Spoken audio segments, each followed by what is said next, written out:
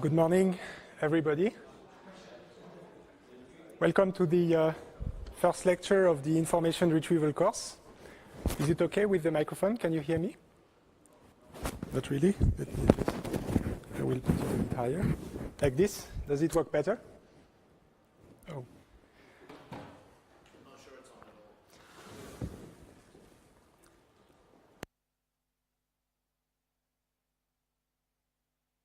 at all. Now it's better? Can you hear me? Okay, I will speak louder. So my name is Ghislain Fourny, and I'm a lecturer in the Department of Computer Science. And I am passionate about data and databases. And it is this passion that I'd like to share with you this semester. Of course, not on all of databases, but on a specific aspect of dealing with data, which is information retrieval. So this first lecture is going to be a bit special. It's more of an introduction, a motivation. There will be no big course material just yet. But I would like to give you the big perspective to explain to you how information retrieval fits into this whole database, data, big data context, a bit of a historical perspective, and then explain to you a bit what we are going to be doing in this lecture, how the lecture is going to be organized, about the exam, because I'm sure that you also wonder about the exam. And that's pretty much it. So I'm going to start with a situation that you've probably all been into, and actually even before our generations. You are with your friends in a restaurant or somewhere, and you have a discussion. And then suddenly, in the middle of the discussion, you have this big question about the world that you're wondering about. And then you start the conversation on this, and then you realize you don't know, and then you actually want to know the answer. It's actually something that maybe 30 years ago, people were not that eager to get an answer right in the next seconds. But nowadays, it seems that we absolutely want the answer right now. So instead of directly telling you, I'm sure you know what happens next, but still, I would like to check this with you. This is an opportunity to try out the application that I'm going to be using during the lecture. So this is a clicker app with which I will be able to ask questions interactively, and then you can answer them. It's developed by ETH, so you can either go to this website here, eduapp-app1.ethz.ch, or, as a lot of you maybe prefer, you can install it on your smartphone from the app. It's called EduApp 2.x. So I will give you a few minutes to do that. Then it will be much faster the next time I will ask questions. So it seems that the internet connection isn't that great, so I hope that you can bear with me today. Okay, so this is the question. So as soon as you manage to connect to the website, try it out and give an answer. So what do you do next? If you're wondering about something, you go to Wikipedia, do you Google, do you use your desktop, do you use your smartphone, do you use YouTube? I think a lot of younger people now actually search for things on YouTube for some reason. Do you ask a professor in the field? Do you go to the library? Or do you have a more brute force approach? So I will wait a bit for you to answer the answers. So it seems to work. We already have 12 answers.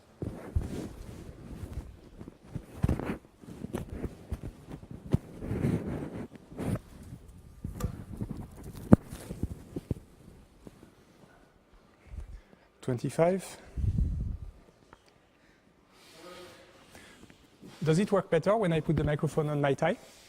Yes? Okay.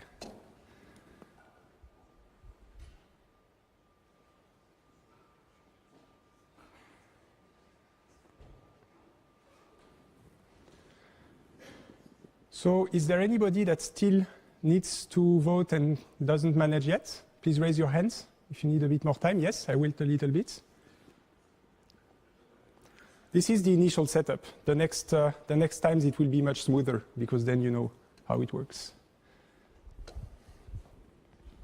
Let me already show you your answers, actually. Let's look into this.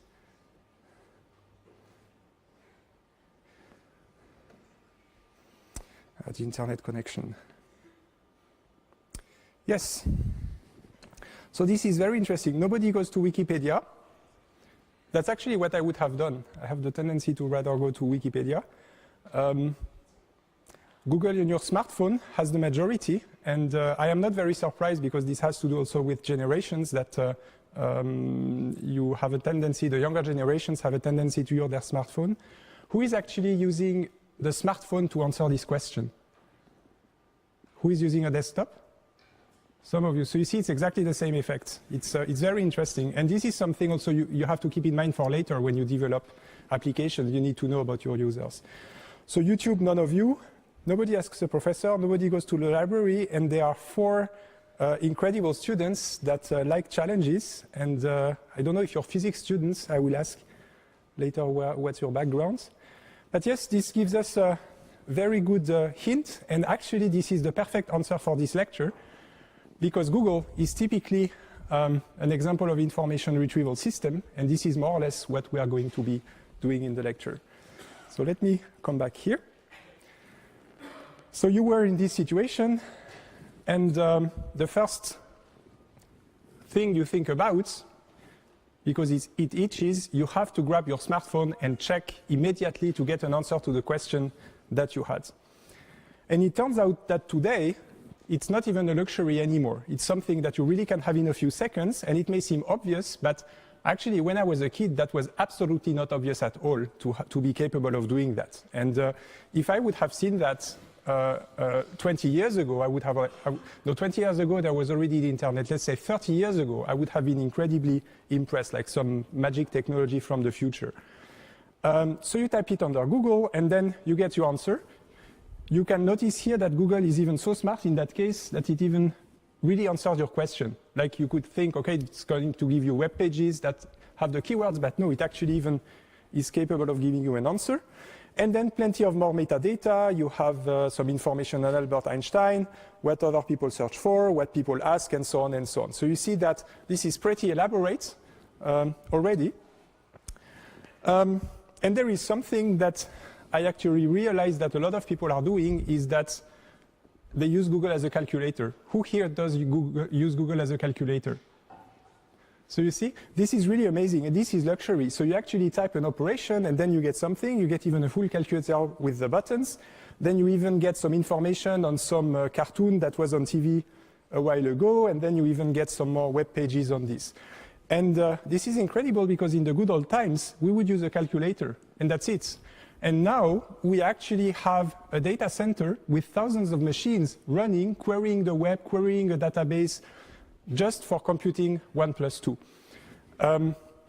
Of course, there are environmental aspects of this. I'm not going to address that in the lecture, but it is very interesting that the technologies for searching information and information retrieval in general has developed so massively and has become so easy to use that the first thing you think about is going to a search engine and typing whatever you're looking for. And this is pretty amazing. It means that really the technology was well designed. Back in the good old days, who actually knows what that is? Alta Vista? Some of you, not everybody. That was before Google. So Google appeared, I think, in 1998. It was invented. And then I think it went, the IPO was in 2004, if I correctly remember. But believe it or not, there was a time before Google. And before Google, we had other kinds of search engines that were a bit less smart at that time. Alta Vista was the most popular one at the time. When you had a keyword search, you would go to Alta Vista. So these are, you know them, right? You know who this is. Larry Page and Sergey Brin, these are the founders of Google. There was also Yahoo, and Yahoo at the time was very special. It was very popular as well, but Yahoo wasn't working exactly in the same way as Alta Vista or other search engines actually were working. Yahoo was more of a catalog. It was a hierarchy of let's say, topics. And you could go and navigate in that hierarchy, and it was very cleanly keeping track of websites with links. So it was a bit more of a catalog than a real search engine, even though you could search it, of course. So you can see here how it was organized with all these categories. And this is very interesting because this reflects also something that was done, I will come back on that was done in the age of libraries before. So this was pretty much how it was in the 1990s, before Google. We did have some kind of proto-search engines out there. Who knows when the web was actually invented? What year? 1989? Yes? Who was born, actually? Okay, wow. Now I feel older. So 1989 was when this was invented, this whole website hypertext navigation thing. So if you go even further back in time, this was the very early days of the World Wide Web, wasn't so famous yet. You still had encyclopedias. At that time, you would buy these huge collections of books organized in volumes, and then you had an index. It's very important because the notion of an index, even though we are going to see we will implement indexes in the computers and so on, indexes already existed before. You had them in books. So a lot of the things that was programmed was not really invented with computers. But actually, it goes even further back in the past than that, because we already have information retrieval as early as, for example, with the Library of Alexandria, which was it was between the 3rd century before Christ until 0, and at the time, so of course there was no computer and nothing, and the Library of Alexandria is famous, like actually many other libraries, for having burnt several times. That's a big issue that you have when you have printed books, and especially since at the time it wasn't so easy to replicate books yet, because everything was done by hand, right? You didn't have the printing press yet. And at the time, in spite of the lack of technology, they already had 700,000 scrolls, which is massive for the time to handle.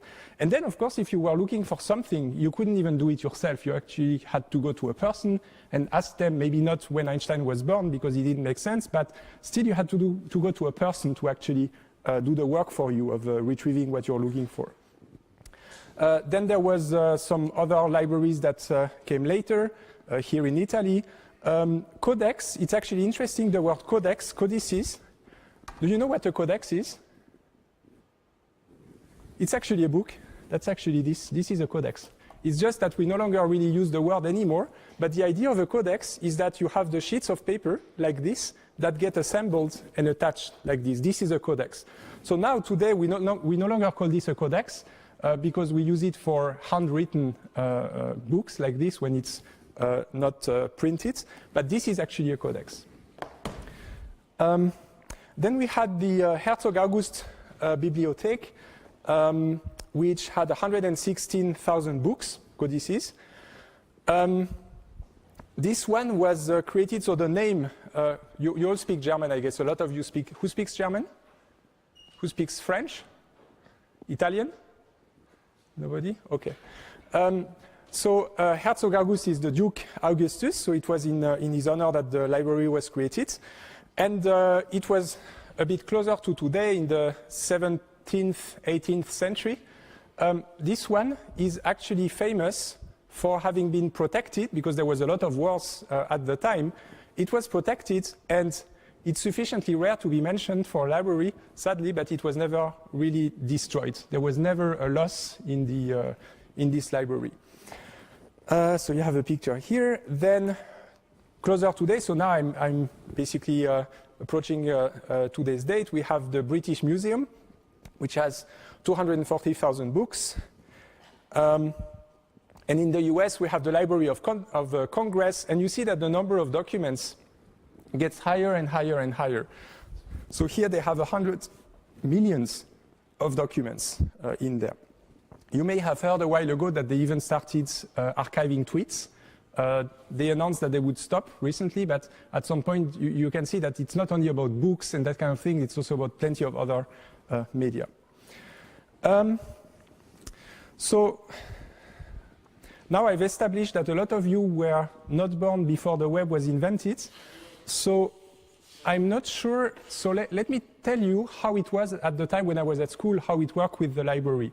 So now when you want to order some book at ETH, you go to the library website and you type your keywords and everything works, and then you click on book, and then some small robots are going to bring the books to the main room, and then you go there, you get a notice by email that the book is ready, and you go there. At the time, when I was in school, there was no internet, so there was no way that you can really just in a few seconds or in a few minutes, in the case of the books, get information. So instead of that, we could download encyclopedias. There was at the time Microsoft Encarta that we could download to a machine, and then we could search a bit around it. That was already information retrieval. But if at school I wanted to go to the library, there was a few computers there, not connected to the internet, and there was some special software that allowed you to search for books. And you even had hours of training that all the pupils of the school went through in order to learn how to search the library. So you could type keywords in order to search in the title, in the author. So it's more manual than when you do it with Google today. And one of the things that was at the time also the kind of things that you had to learn was the Dewey Decimal System. Who knows what that is? Some of you. So can you tell what it is? I'm not exactly sure, but it's a number, and if you go to the right, it's all the subcategories of the rest of the number. Yes, exactly. I'm going to repeat in the microphone. The lecture is recorded, by the way. So the Dewey Decimal System is based on categories. It's encoding categories with numbers. And every time you have, so the first number is the broad category, then the second one is a subcategory, and so on and so on. And typically, you would sort the books or classify books in that way. This is the Mr. Dewey. This was the publication when he proposed this way of indexing the books with the Dewey system. And this is pretty much what it looks like. In that case, where did I take it again? Probably in China or in Hong Kong, I'm not sure. So you can see that it's really worldwide. You have these codes right here, 500s.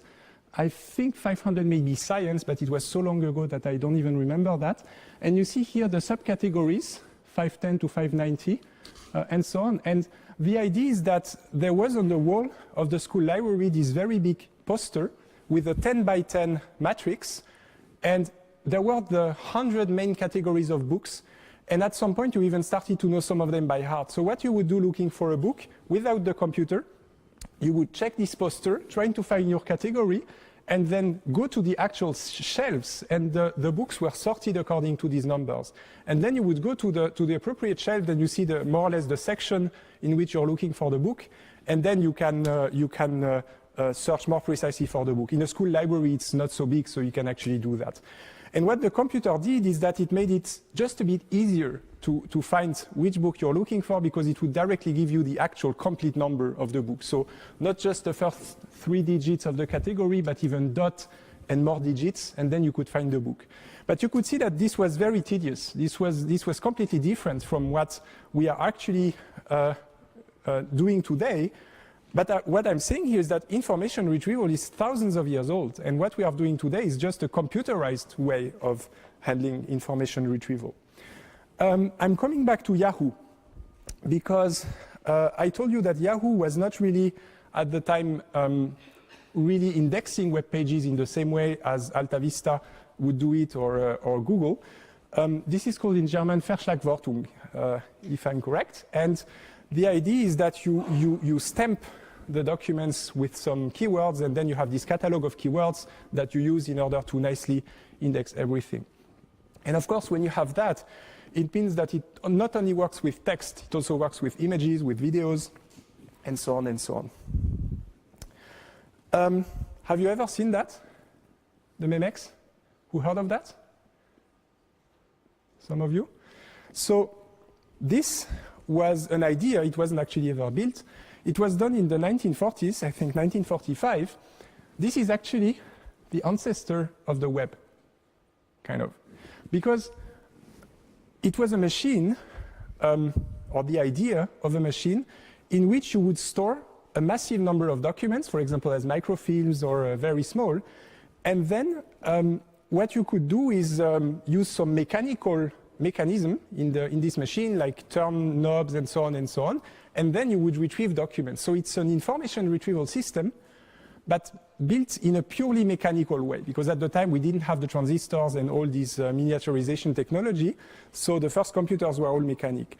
But this is an ancestor of the web in the sense, not only in the sense of information retrieval and search engines and so on, but in the sense of hypertext, because when Tim Berners-Lee came up at CERN with the web, one of the most important things in there was the notion of a link that you could click and then arrive to another document. So it means that suddenly, with the idea of hypertext, it's not only that you would index the documents, that's been done for thousands of years, it's also that within the document, you could click and then go to a different document because you have links between documents. It's probably completely trivial to you because you were almost born with that disability. You know, you go to Wikipedia or anything, you click, you go to another document. But this was actually as early as in the 1940s, the first ideas of using hypertext like that. This is the inventor of the Memex. Do you know what Memex actually means? Can you guess? Mem? Yes? So what I had in mind was, so yes, memory and memory index. So maybe it can also be that there are several histories sometimes and you're not. So I had memory index in mind. Where did you use memory? When did you hear memory extender? Yeah, that's totally possible. So I thought it was memory index. It's very interesting. I will actually check on that. It's actually very often that in history you have a name and then retroactively you have several explanations for the name and in the end you don't really know anymore where it originally came from. I wanted to find for another example. Don't think I have it right here. No SQL, we know it's structured English language.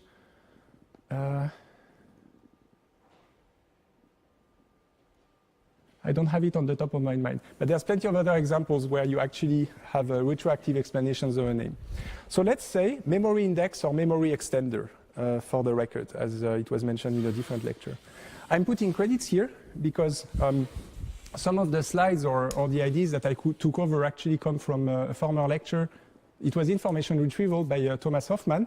It was on the master's level, and the last one was taught in fall 2016. So I'm basically giving him credit for some of the things that are in there. Not the pictures, of course, because these actually come from public domain things, mostly, or Wikipedia. Okay.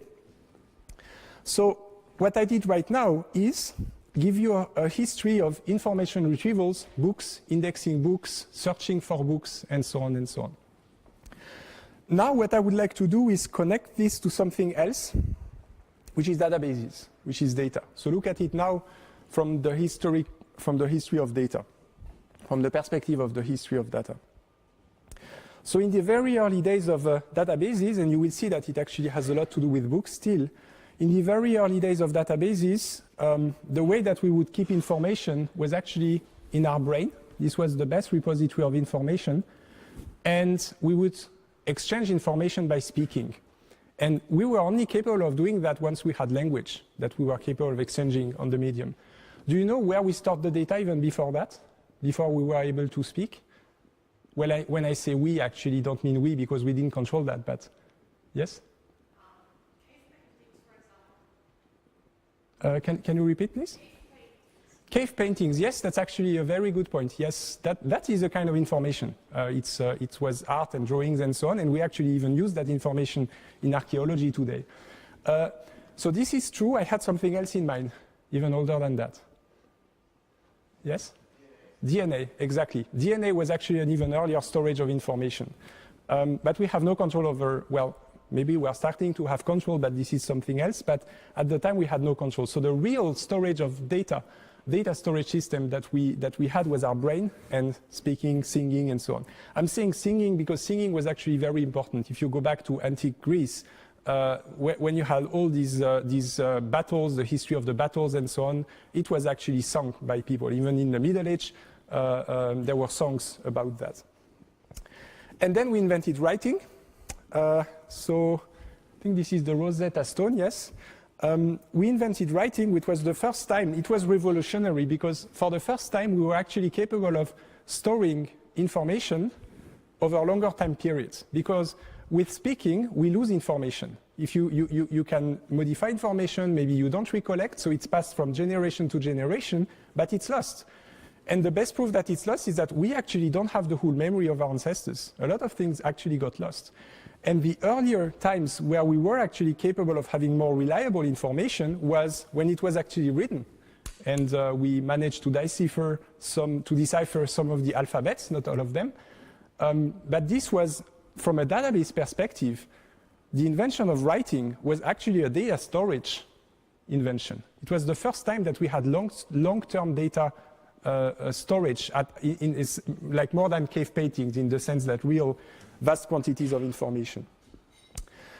This is one that I actually like to show, even though it's a bit less important for information retrieval, is that we even had 4,000 years ago the first accounting tablets, where you already had the tables, the table structures, and so on. I'm showing this because I will come back to the idea of structured data. Then the invention of printing. So what was revolutionary with the invention of printing? What is the big deal about this? Why was it just as important as writing? Yes?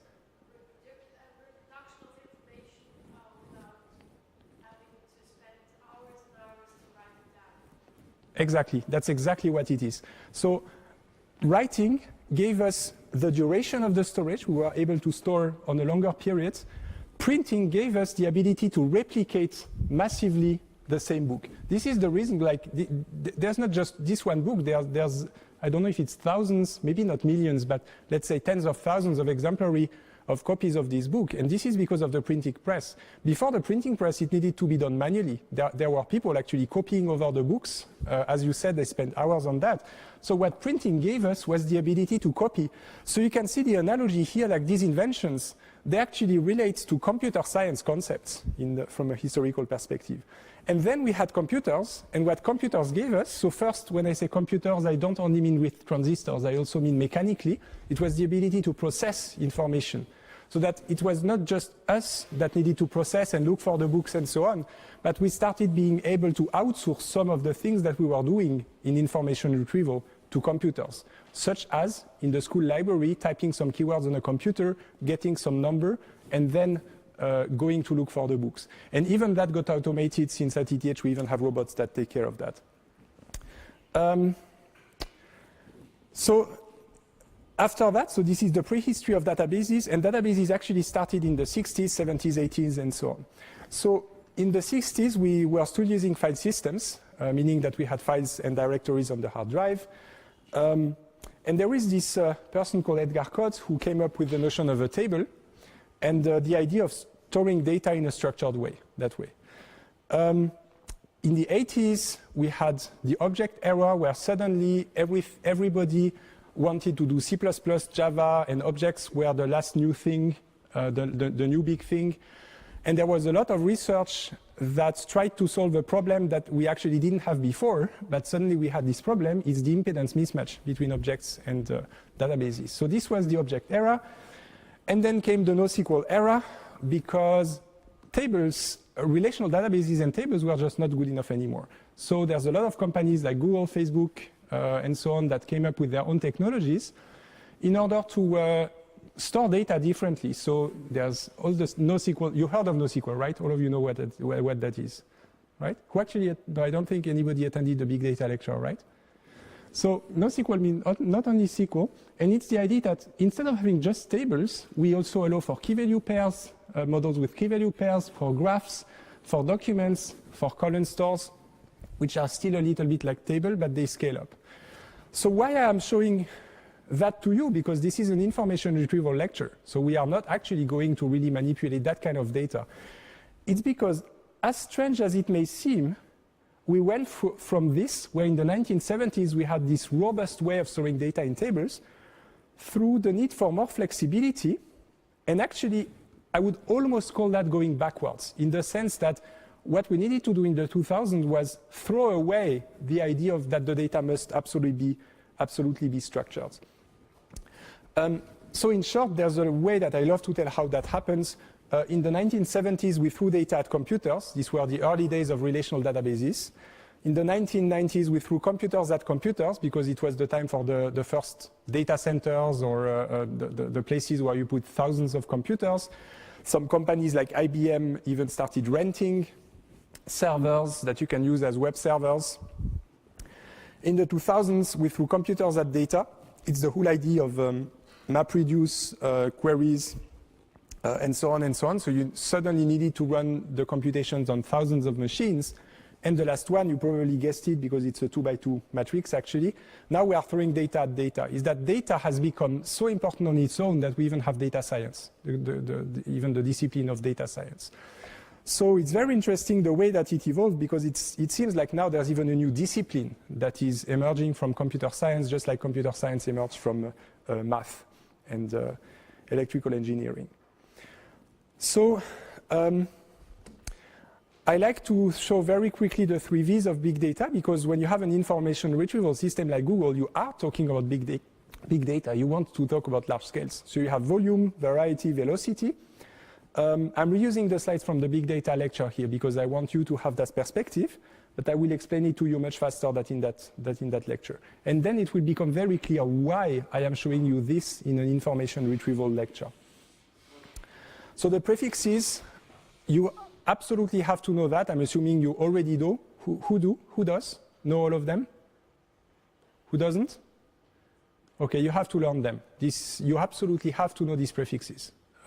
This is something that you cannot escape anymore today. So the trick that I give is that this was standardized, but this is actually like the Greek tetra, penta, and hexa. So you can remember the number of groups of 3 zeros. It's just 6, 5, and 4 groups. That's how I remember that. And then Z, Y, and there's actually physicists for which that was not even enough, and they continue with X, W, V, and so on.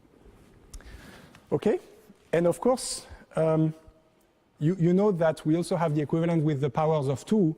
You're computer scientists, so you know all of that. What I mean is you really need to know these prefixes. Then there is data variety, and here I'm connecting back to information retrieval. We have tables, trees, graphs, cubes. These are fundamental shapes of data, and text. And this is actually this one that we are going to be interested during this whole lecture. We are going to look at data shapes. The other shapes are covered in other lectures, so this is covered in information systems lecture at the bachelor's level. These are more covered in master's level lectures, the other shapes of data. We are going, during the next few weeks, to look at text. And we are going to see that, as trivial as it may seem, text is actually extremely interesting. You can do a lot of interesting things with text in order to retrieve it. So this is now the big picture of why I have showed you all of that. If you map all of the shapes of data, you have this whole spectrum of structuredness of the data, with, on the one end of the spectrum, unstructured data, then semi-structured data, and structured data. So now, if you remember what I told you about history, we actually started here. In the very old days, the data was very unstructured, even though clay tablets were kind of already having tables.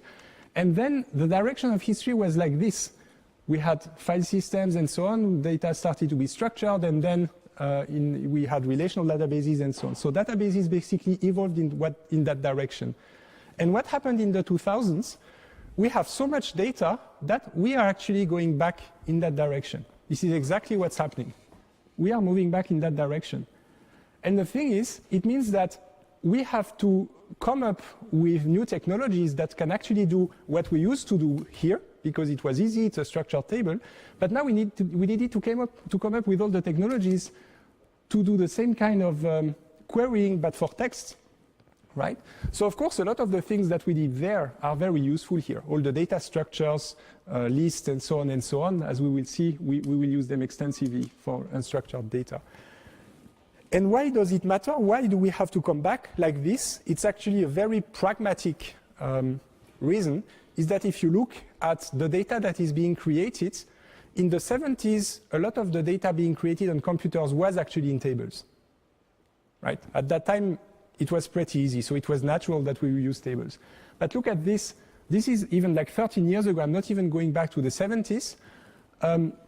This is growing like exponentially, and there's actually both structured and unstructured here. You can see that this is the unstructured part, and the structured part is so thin that you barely see it. Right? This is the data being created today. So that means that, yes, there's relational databases, but we need plenty of other technologies. We need document stores, key value stores, and so on for dealing with semi-structured data. But we also need information retrieval system as an algorithm to deal with all that part here with its own sets of tools. Right? And if you look at it not just in terms of data creation, so here you have again the data volume here, the market capitalization right here, you can see that back in 1996, so in the 1990s, remember it was the good old days of relational databases, NoSQL wasn't really there yet, the market capitalization was mostly unstructured data. And it was so structured that there was even data cubes at that time. All the OLAP systems and business intelligence and so on, that was the big thing in the 90s. A cube is as structured as it gets in terms of data. And look now, that was already 9 years ago when the unstructured data, the companies that deal with unstructured data actually overtook the ones dealing with structured data, right? So it looks like we are really going backwards because we did all of this work, all of these efforts by Edgar Code to deal with structured data and organize it nicely. And now we actually produce so much data that it caught up with us. So when I say unstructured, I just don't mean text. I also mean pictures, audio, tweets, videos, and so on. You can still stamp them, right? So this is all unstructured data. And it accumulates so much that we need to deal with it. The way I like to present it, the way it works is that there is the notion of data, which is the very raw form. It's like the pixels of a bitmap, the words in a text documents, and so on. It has no explicit structure in that sense, but it has implicit features. So you can have the characters in some text, the grammar, the pixels, the waves, Fourier transform, and so on in a video. You have features. Yes, I said the word feature. Who is attending the machine learning lecture? Okay. So I have very good news for you because I am being very careful not to overlap too much with that lecture because information retrieval actually overlaps with the machine learning. If you look at the book, there's actually chapters 13 to 18 that are machine learning usage for information retrieval. So you can see here why this is linked, because this is what typically you can use in machine learning to classify, right? But this is outside of that lecture. I'm not going to do machine learning. I'm not going to go into features. But the idea that we are addressing here is that because of the way information is represented, we have a gap between, on the one side, how information is represented, the characters and so on, and on the other side, the actual information, the semantics of the information. It's like seeing these books as just a sequence of characters, or seeing it as actually some useful textbook that will help you for the lecture. These are the two things, left and right.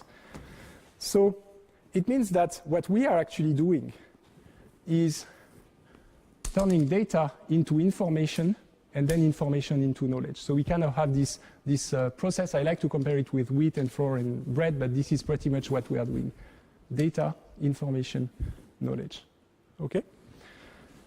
I have 5 more minutes before the break. Let me continue just a little bit. And I asked you only one question. I will ask you one more question before the break on your background. Let me do a few more slides before that. So what I've been doing, so I spent a few minutes talking to you about big data and databases and relational databases, but I did that only to tell you that this is actually being overtaken by unstructured data and these new technologies. And when you look for something for shopping, at the time, you may have gone to a shop, and then you ask, okay, do you have this book or do you have this object? And then the employee would look on a computer, and there would be a relational databases, and they would look in there and so on. Today, it's completely different. Today, studies show that the first thing that people do when they look for something, when they shop, they actually type it under Google. And it can be visible here, search engine results. Right. So in that case, I think, no, this one is not yet about the shopping, it's the next slide. Yes. This was a study on how people actually search for something to shop.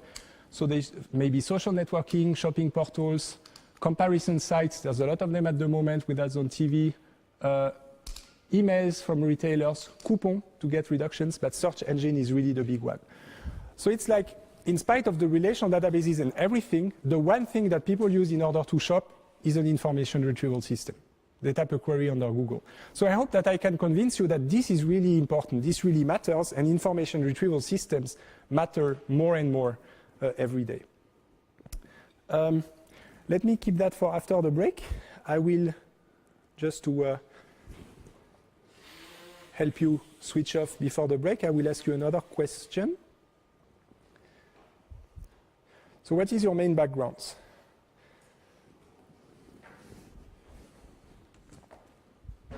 And right after that, we will take a break.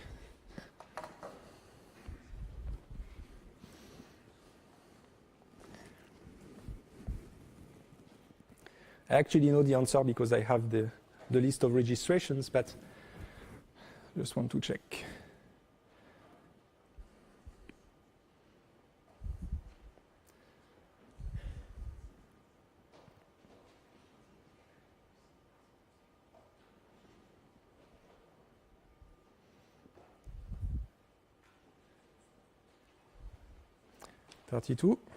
Okay. So very good. I can actually tell you the ID, or yes, I do have 2 minutes. So the lecture now was made a bachelor's lecture. So I guess that the primary audience is, so who of you is a third-year bachelor student? Okay, many of you. So that's exactly the primary audience of the lecture, right? We redesigned the information retrieval lecture as a bachelor's lecture.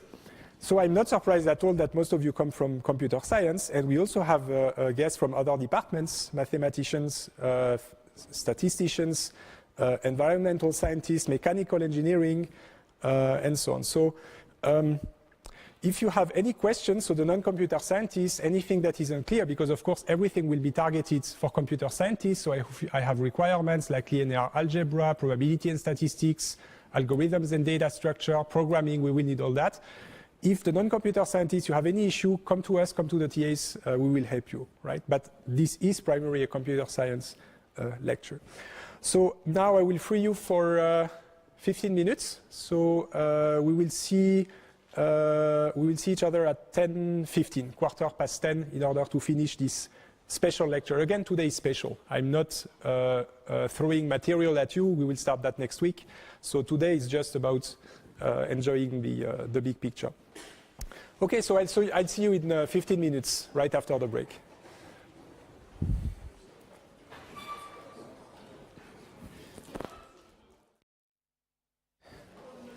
I'm giving you a few seconds to take a seat. So I am going to continue this introduction. I was on slide 79. Yes. So I told you about data storage, how data gets replicated, and how it was even invented before computers. Nowadays, we don't only have books or videos or pictures and so on. We also have repositories, such as the web, with all the web pages that are around here. We have Bloomberg, for example, or Yahoo Finance and so on. So we have repositories that have financial data. We have academic repositories, such as archive.org, where you can upload your papers for other people to view them. This is hosted by Cornell University. We have shops. Amazon being the most famous one, but there are plenty of them around here. In Switzerland, we have Galaxus, Digitech, and so on and so on. These are also repositories, except that instead of having books, we have everything that they are selling. And we have even more recent repositories, such as repositories of pictures, such as Instagram, and so on. I think this one was the one that was bought for $1 billion by Facebook. There is a few more things that I would like to give you in this first week, because I like to take the opportunity for giving my big picture about things. So Google and these repositories, Amazon and so on, even Bloomberg with time series, they have massive amounts of data. And this means that there's a lot of technologies that we used to be able to use in the 70s that we can no longer use today. And I would like to give you the way that I see big data, the way that I see the large-scale handling of data, and this also applies to information retrieval, because MapReduce, for example, is actually used. We will see it in information retrieval. So here's what I actually explain when I talk about databases. There's 3 paramount factors. There's plenty of synonyms for them, but let's call them capacity, throughput, and latency, right? So the capacity is simply how much data we can store. It's the size of a hard drive or memory or whatever you want. So it's just some in bytes. Then we have throughput, which is the speed at which you can read the data. So it's bytes per second, let's say. So it's how fast you can transmit data. It can be either that you fetch them from disk, so you are reading the data from disk, and as you know, it's limited, or it can be over a network. It can be the speed at which you can send data over a network. And finally, the last one, latency, is when you actually do start receiving data after making a request, and then you start receiving the data. That's the definition I'm taking. Some other people use latency as latency plus when the last byte of data has arrived, but here I really mean like when you start receiving data. I'm assuming you know all that. Who knew about these 3 concepts?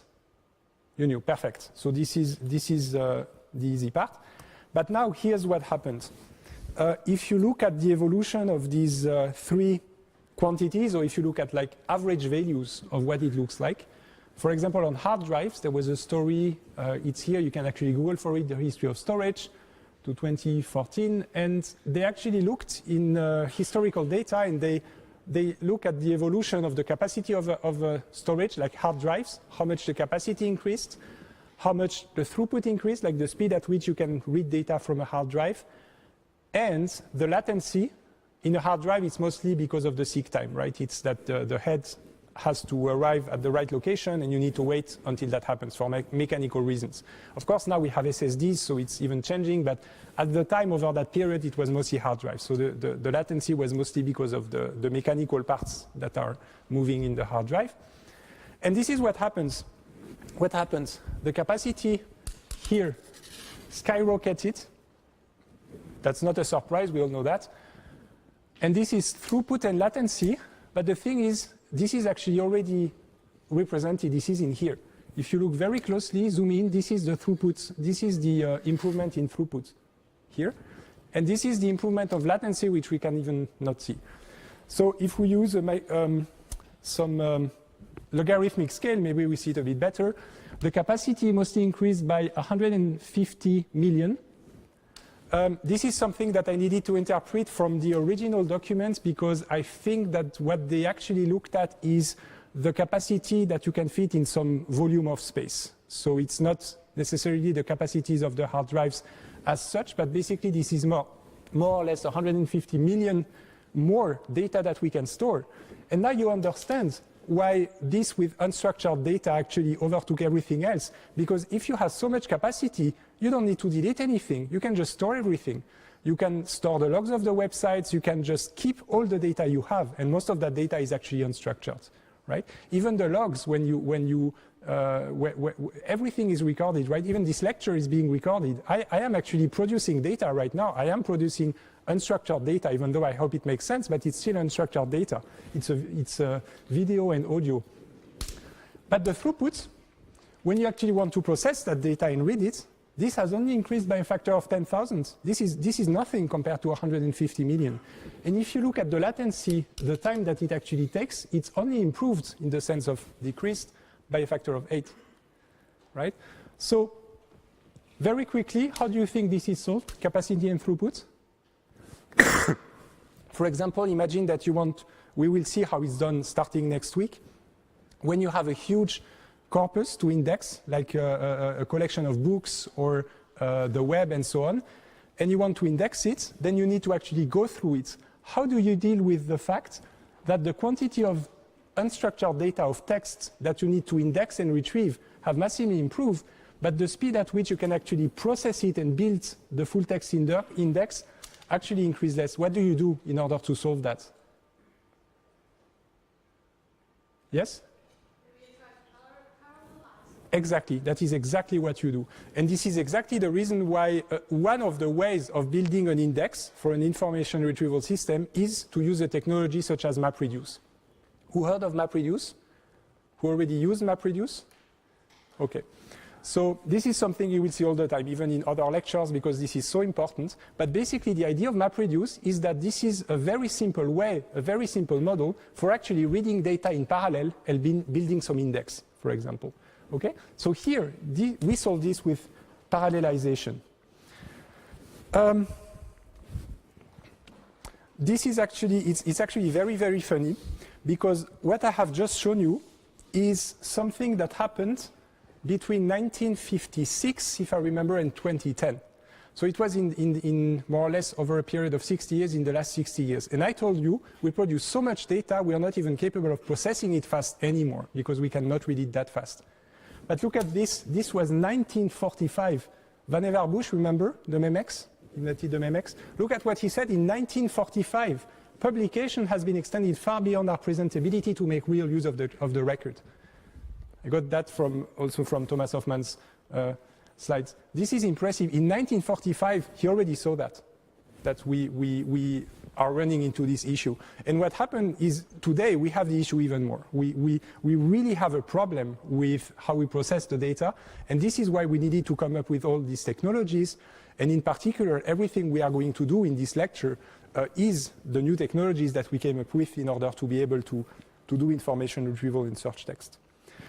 So now let me come to more practical aspects of the lecture. So this is the way that I like to present things. When you have data, structured, unstructured, anything, we have several layers. As I told you, this is covered in Professor Krause's lecture, Introduction to Machine Learning, so I'm not going to overlap. So I'm mostly going to be at that level. I'm mostly going to be at the data level, unstructured data level, so it means that the data we're going to have, it's not going to be tables or trees, maybe a bit of XML, but apart from that, it's mostly going to be text that we are going to index. Text or documents stamped with some metadata. So we are going to be here in the pyramid. We are mostly going to look at the data itself, no machine learning. This is the lecture team, so I have a few assistants here. So David Koch is right here. He's your head TA. We also have Simon Gerber, who's sitting right here. And Andrea, are you here? Okay, yeah. Okay. So we have 3 TA, and Andrea is right here. You can see him. So this is the team for the lecture. And by the way, Simon reminded me that there is this doodle that is that was sent. Who received the doodle? Not all of you. Who didn't? Okay, then write an email to the TAs and ask for the link to the doodle. We are trying to know your availabilities. Most of you can make it on Friday for the exercise session, so from 11 to 12, but some of you can't. We just want to have an idea to see if many of you cannot attend, then we would create a slot on another day. So this is why. So please answer the doodle and tell us if Friday 11 to 12 works for you for the exercise session. So this is our team. So what are we going to do in this lecture? Of course, I'm not going to spend 14 weeks telling you big picture stories about databases, right? We are going to actually get into the meat. We are going to look at data structures and we are going to program and so on. So today was the introduction, the appetizer. I hope that I could convince you that information retrieval is relevant and very important and also interesting. Next week, we are going to look into Boolean queries. This is actually something that I think nobody uses that even anymore. Who actually uses Google and actually uses and or not? Nobody, right? We used to do that actually when we were looking for books in library software. We were using these keywords. But nobody does that anymore. But still, it's a very good starting point for information retrieval. What actually Google does is more or less an and, but with a lot of intelligent stuff on top, so it can deviate. But Boolean queries, searching for things like information and retrieval and lecture, for example. So we are going to see how we can process them, how we build indices in order to handle Boolean queries. This is a very good starting point for information retrieval. We are going to look into term vocabularies, meaning the words that are in text. I will show you that it's not that trivial. It looks completely trivial, right? You have a book, it's full of words, arranged in the right way, but still full of words. You could think that the vocabulary or what you index on is just you use the white space and then you take the words and that's it. But it's actually more complicated than that and more interesting than that. So this is what we will do in this week. Posting lists, I won't tell you what that is just yet, but I will tell you that it will use the data structures that you're familiar with. Tolerant retrieval is when you have spelling mistakes. Who already made a spelling mistakes in Google? Never? Wow, you are very impressive. So if you actually had done once a spelling mistake in Google, you would have noticed that there is a suggestion that tells you, did you mean this and that? This is called tolerant retrieval. So we will see how we can do that. We will see how we can scale up a bit. I have MapReduce in mind, for example. This has to do with what I have shown to you. We will see also, this also has to do with the scalability issue. We are going to compress indices. So remember what an index is. I think there is one in here as well. Yes. So I will show you about the book, but look here. At the end of the book, and a lot of books have that, you have an index. This is where you actually have the list of words, and then it tells you the pages. This is called an index. So when you index the web, Google has an index. Bing has an index. They all have an index. And the thing is, an index takes a lot of space. And sometimes an index can even exceed memory, and it starts to be very hard to organize. So we do have the capacity, but we will see that there's other reasons why we want to compress an index, and not only saving some space, there's other reasons. We will look into that in index compression. The more we go to the bottom, it's not a strict limit here between basics and advanced topics, but basically the more we go down, the more it starts to become advanced. We will look at the vector space model. That's different from Boolean queries. Boolean queries is one thing, where the posting lists, and so on and so on. We will see that there's another way called the vector space model. It's absolutely beautiful. You all had the linear algebra course from your bachelor's. This is beautiful. I mean, I am a big fan of that one. This is really beautiful. But I will not tell you more just yet. So that's the vector space model. Relevance and quality. How do you assess whether the results that you are returning are actually interesting to you? If you type 1 + 2, do you want to see an old manga cartoon appearing? That has to do with relevance. And relevance has a lot to do with the fact that when you type a query, that is just words. But you have to also consider what whoever types the query had in mind, because there may be some, it's the gap that I told you about. When somebody writes a query, there is some interpretation leeway in there. So you have sometimes some ambiguities and so on. So you need to assess this. You need to look at when you return results that are not relevant, or when you return results, when you do not return results that you should have returned. So we will look into that. We will look into query expansion. So this starts to be more advanced.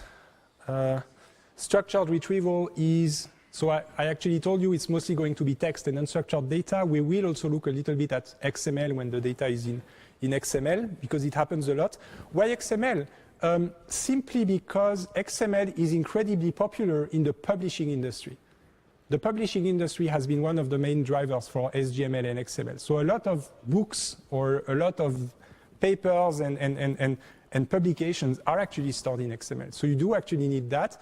Another reason is that web pages are actually, no, I'm not going to say it's XML, I should not push it, but let's say it's HTML is a cousin of XML, so a web page is not completely unstructured. A web page does have some tree-like structure in there, right? Don't get me started on XHTML and XML and HTML. I can talk for hours about that. Then we have yet another model different from the vector space model, which is called the probabilistic information retrieval model. We will have language models. This is actually when things start being interesting. That's actually why I ask who speaks what language. So I know most of you actually German or even Schweizerdeutsch. In the TAs, we speak French, Italian, Rätoromanisch. Do you speak Rätoromanisch? You don't speak Rätoromanisch. So we do have a few languages, and it's actually very interesting because a lot of the things when you deal with information retrieval, you do have a few issues that have to do with the language that you're using. There are issues that we have in English that we don't have in German. There are issues we have in German that we don't have in English. For example, in German, you actually paste words together, right? In English, you don't really do that. You sometimes do that. You have to wait a century, typically, until words actually get pasted together. But in German, you do it every day. And this is actually an issue when you index some text. You need to figure it out, right? So these are just a few examples. Then we have issues like, for example, the pronunciation of the words. In German, it's pretty easy to learn how to pronounce words. In French, it's much more difficult. And we will see in the part of tolerant retrieval, for example, that pronunciation actually can be very useful in order to be able to deal with spelling mistakes or what somebody intended. And finally, this is actually also very interesting. I think the reason I like that is just like the vector space model is because I like linear algebra a lot. So that's probably the reason. I'm thinking of PageRank, which is the algorithm used by Google. Did you know that what Google is actually doing is more or less diagonalizing a matrix? Just a huge matrix, but this is more or less matrix diagonalization. This is more or less what you want to do. So this will be the last part with crawling the web and link analysis. So this is the overview of the lecture. So there's going to be a lot of things, and we are going to go a lot into technical details. I'm going to be as factual and technical as possible. What is expected from you? First, it would be great if you could attend this lecture. If you can't, it's no big deal. It's recorded. It's on the multimedia services website of ETH, but still it's so much better if you can attend, because then you can actually also participate in the Edu app clicker questions. If you're actually watching the recorded lecture, then you'd have to invent time travel in order to participate. So I encourage you to participate to the weekly lecture. Then there is the exercise session, which is right after the lecture from 11 to 12. There is none today because it's the first week. So we are bootstrapping the lecture. But basically, it's going to be right after the lecture, 11 to 12. We will see, based on the doodle, if we create another one. But apart from that, it will be today. It will not be today. What can I say? There will be 3 groups. So you will be assigned to TAs. We will inform you regarding the next steps about this. There is also hands-on self-study, but this is in the sense of what is expected for a bachelor's lecture. So as in any lecture, read the book, play a bit with, like doing the exercises actually is more or less what it is about. I told you that I'm redesigning the lecture as a bachelor's lecture, and this means a couple of things, and this is actually something that should make your life easy. So first, I am going to heavily follow that book, right? This is one of the mostly used textbooks for information retrieval. Who actually has a visual memory here? Some of you who has an auditive memory? How do you remember things, right? But so let me formulate it in a different way. Who likes textbooks? Who finds it the easiest to work with textbooks? Some of you, right? Who finds it easier to just go to the lecture and listen? And okay, so you see, there's different ways of working. And the way that I deal with that, and that I respect the fact that you all work, your brains all work in different ways, is I'm trying to give you several angles, meaning that there is the lecture. I strongly recommend to attend it. There is the book. The lectures, the weeks of the lecture will actually correspond to chapters in the book. So it will be very close to the book, and you will have different supports.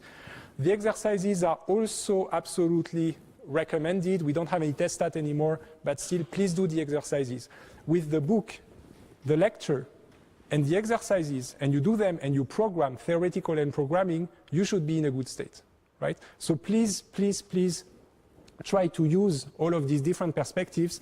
If I learn something, I think it's for many people the same, but when you learn something and you see it from different perspectives, it actually makes it easier to remember. Right?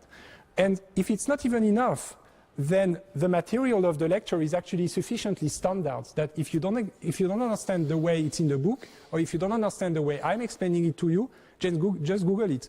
Go to other universities' lectures and so on. So there's so many resources, it is standard. So this is what I mean, it's a bachelor's lecture, so it is very standard and you will have plenty of material available in order to learn, right? So I recommend it is in the library. So I recommend the book, and we will give you the chapter every week. And then we will have a written exam in the summer session, 150 minutes. I think it's August, but I will need to double check exactly when the session is, but basically it's in the exam session.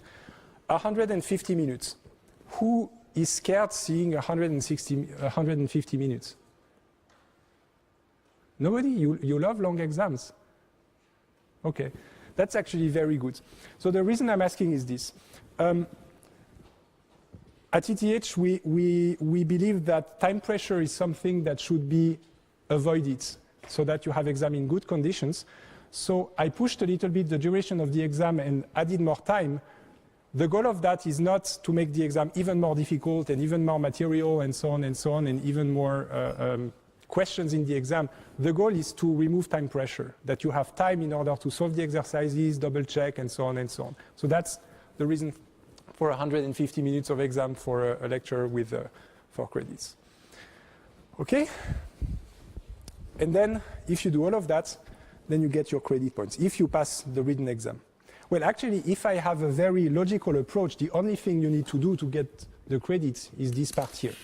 But this is actually the way that you succeed here. So I have also good news.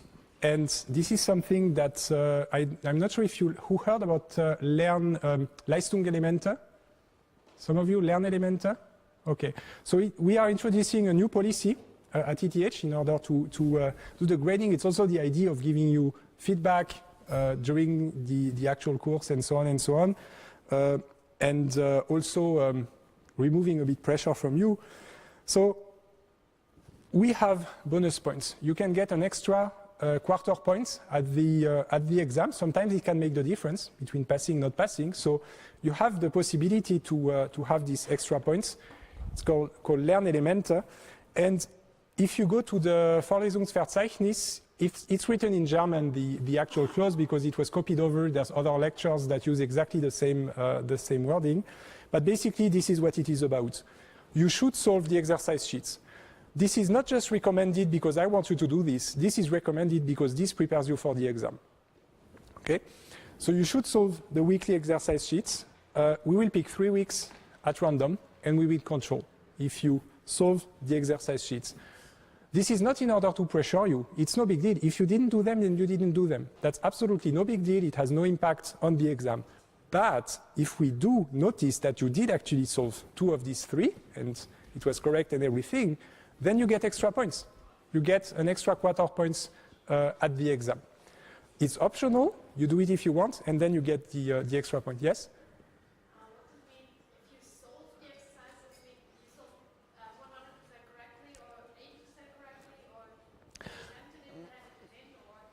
No, we control that you reasonably did the exercises, like you did the effort of doing the exercises. And so if everything is wrong and it's just that you wrote text and it doesn't mean anything, then of course we cannot validate that, right? So, but this is at the discretion of the TAs who are going to grade.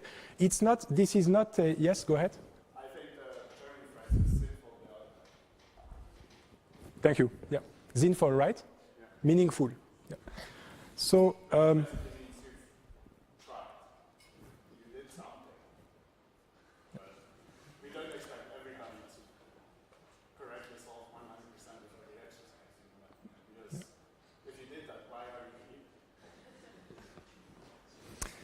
perfect. So I hope that it clarifies. So what was done, just to repeat for those who listen to the recorded lecture, we just need to check that you actually went through the efforts of reasonably trying the exercise, and that's it.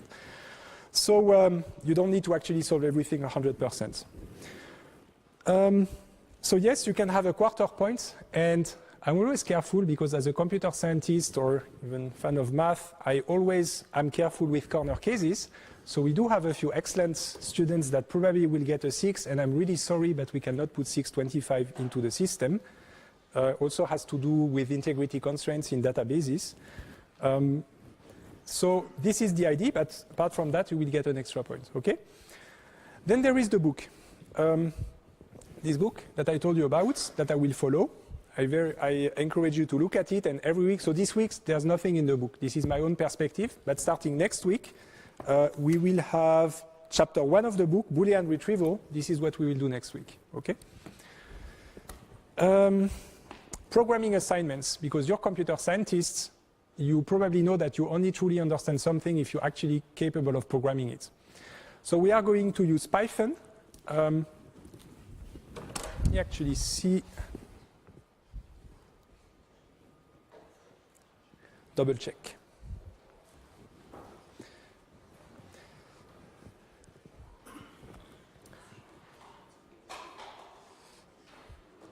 So I just want to test how familiar you are with Python, and actually I will tell you also why that doesn't matter.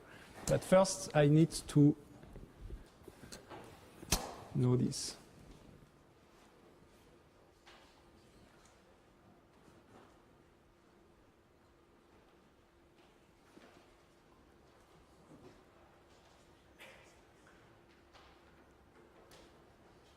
This looks very good.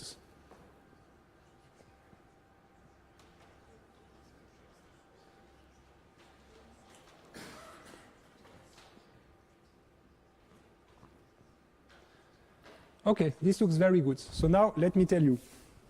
So we are going to use Python. So it's very good that some of you know this.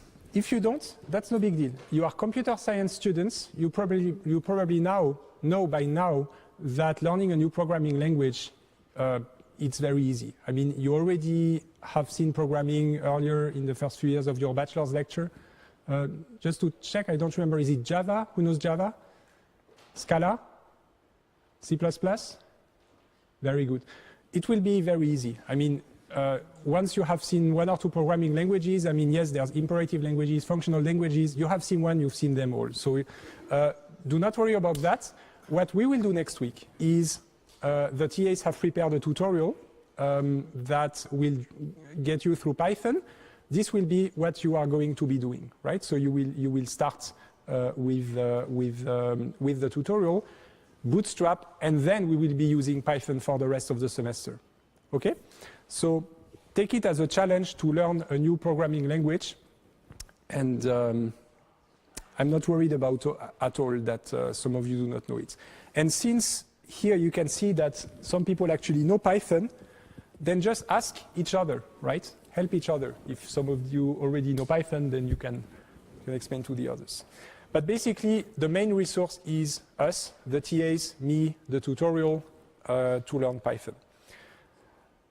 So we will try to do it every week, that you basically will implement a version of what we discussed in the lecture. For example, in the Boolean query lecture, I will tell you about the inverted index, the posting lists, and then how you query with keywords. So you do a Boolean query using this. You're going to have to implement it in Python. Okay? So we will, of course, give you some scope, some context, so that you don't have actually to implement some huge search engine, but this is the idea. It is extremely important that you try this out, because this is how you see if you didn't understand a detail. If you try to program, you will see it. There's something you didn't understand.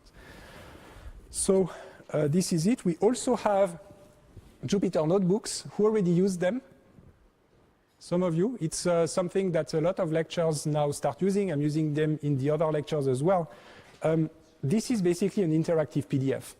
It means that instead of giving you a PDF with the exercise sheets and then the PDF of the solution, we give you a Jupyter notebook instead. What that means is that it's like a PDF, you open it, but it's magic, because when you have some Python code, you click on a button and it gets executed, and you can even modify it, add your own code, and so on and so on. So it's an interactive PDF. That's the way to look at it. And we will try to the best of our ability to have the exercises, the programming assignments in Jupyter notebooks, which simplifies the installation, because you probably have different operating systems and so on and so on. So if we use Jupyter notebooks, it basically makes it easier. If it's not possible, then maybe we will fall back to having you use Python on your computer, but we would like to try to really keep it to a minimum or avoid that, because that makes it more prone to errors that depend on the machine. Okay, so this is what we are going to do. Jupyter notebooks. I'm thinking if I have anything else to say. So this was it for today for the introduction lecture. I hope that I gave you some motivation, that now you got excited about what we are going to do in the next few weeks. That you also, I'm assuming you love to code, so you have plenty of coding exercises. Please fill the doodle that the TAs have sent to you. The first exercise session will take place next week, and it will be the Python tutorial, and then the week after it will be the Boolean queries and so on.